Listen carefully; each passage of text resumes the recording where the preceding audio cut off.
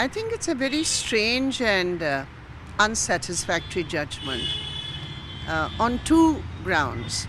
The first is the case was handed over to the CBI precisely because the investigation of the state government was deeply flawed based on the destruction of evidence.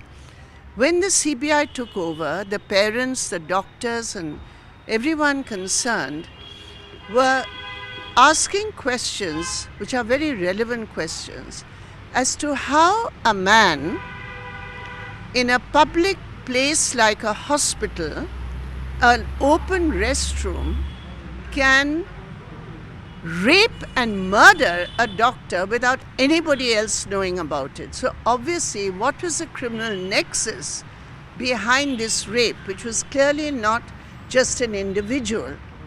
Now, the CBI's investigation, unfortunately and regrettably, and I could say condemnably, accepted the logic of the state government that this was an individual only, and therefore the investigation itself is flawed.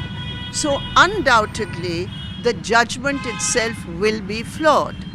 The second aspect is this judgment shows the entirely arbitrary nature of sentencing in our country in cases of rape and murder. In Kerala, at this very time, a young woman has been sentenced to death by a Kerala court because she is found guilty of poisoning her boyfriend.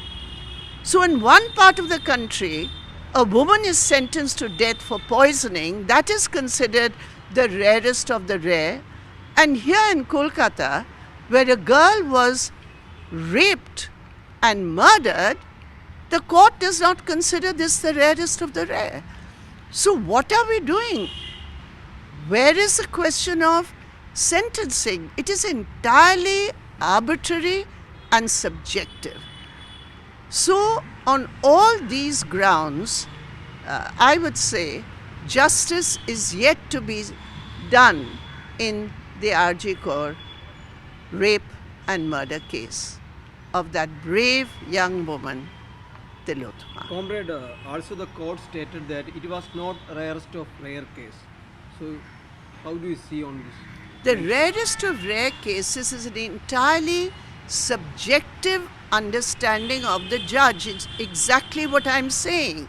Sentencing in this country is purely subjective. How is it that in the Bilkis Bano case, the most horrendous case, it was not found rarest of rare?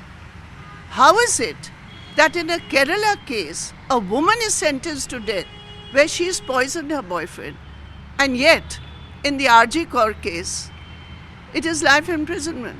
So the issue here is the death penalty, the sentencing for the death penalty, the grounds for this, they are entirely arbitrary in this country.